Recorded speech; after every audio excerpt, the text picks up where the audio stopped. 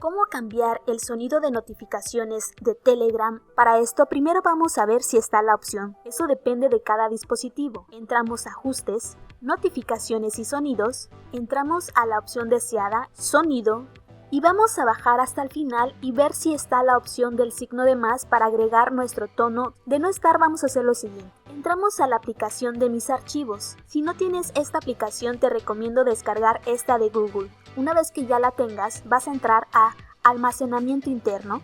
Revisa si tienes la carpeta de notificaciones. Si no la tienes, crea una nueva carpeta con dicho nombre. Ahora, aquí mismo en esta aplicación vas a buscar la música que quieres aplicar como tono. Le das en copiar y la vas a pegar dentro de la carpeta que acabas de crear de notificaciones. Vuelves a la aplicación de Telegram y aquí ya vas a encontrar tu música para que la apliques como tono de notificación de Telegram.